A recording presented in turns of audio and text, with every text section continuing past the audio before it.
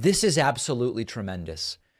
Donald Trump is fully turning on evangelicals for his 2024 run as the race seems to be collapsing for Trump. We never count him out. We know what happened in 2016, but Trump is in trouble here, early trouble, and evangelicals seem to be abandoning him. And he is now furious with the evangelicals. This is part of that interview we looked at earlier, where he appeared on the water cooler with David Brody, appearing by phone. Trump's new thing. He's on by phone, not by video. And here he is talking about the disloyalty of evangelical leaders who have the audacity not to endorse Trump. You were the ultimate fighter, the ultimate counterpuncher for sure, and that makes me think of evangelicals, why they loved you twice in those elections. And when you announced your candidacy, at least as it stands now, some of these prominent evangelical leaders who backed you last time, they're not yet willing to commit, like right. Robert Jeffress is not, some others. It seems like many of them are waiting to see how the field takes shape before backing anyone. What is your message to them? Well, I don't really care. Look.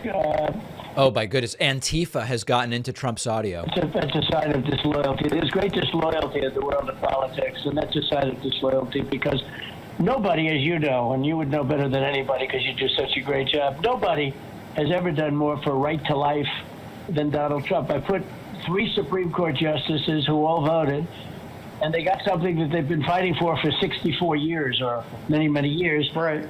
And nobody thought they could win it. You know, they won.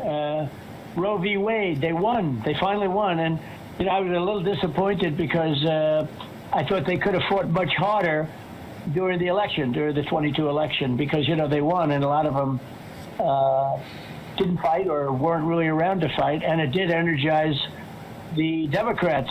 So it's a sign of disloyalty, says Trump, that these evangelical leaders won't come out and support him now. Here's the reality. It never made sense for evangelical Republicans to support Donald Trump. It never made sense. And so now, use whatever phrase you like, the chickens are coming home to roost. What goes around comes around. The bill has come due, whatever. This was a sort of Faustian pact all along for the evangelicals. They really didn't like Hillary. They sort of wanted Ted Cruz, and then that didn't work out, and Trump called Ted Cruz's wife ugly, and things didn't go well. And ultimately, they had Trump or Hillary as their choice.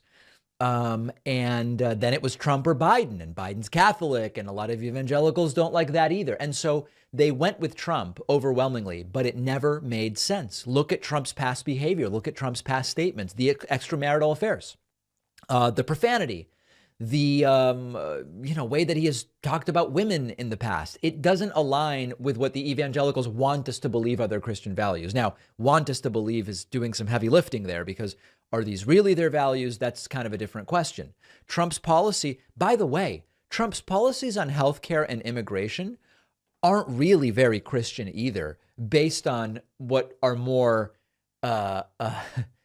enlightened understandings of what those Christian views are.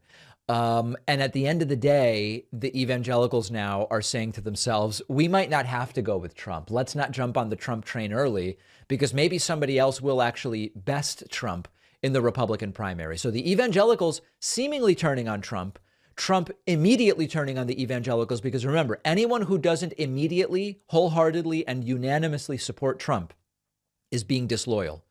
A couple weeks ago, it was the Jews being disloyal to Trump. Now it's the evangelicals. That's the framing. That's the black-white thinking that people like Trump, narcissists, egomaniacs, that is the framing through which they interpret others' actions. We're going to take a very quick break. Make sure you're subscribed to the YouTube channel at youtube.com/The David Pakman Show. What a program we have for you today. One of our sponsors is CuriosityStream, the best place to find and watch documentaries on politics, history, science, technology, nature, you name it, they have it. CuriosityStream has a deeper collection of documentaries than any other streaming service. They add new titles every week, including exclusive award-winning films and shows you can't watch anywhere else. I just watched Ancient Engineering. Fascinating insights into how stuff was built before modern technology and the Industrial Revolution. You can watch CuriosityStream on all of your devices: phone, desktop, game console, smart TV. I'm always finding great documentaries on CuriosityStream that I can't find on any other platforms. It's really the only place to go for documentaries, and they have a great deal for my audience. You can get CuriosityStream for an entire year for $15. That's $1.25 a month. Go to curiositystream.com/Pacman and use the code Pacman. The link is down below.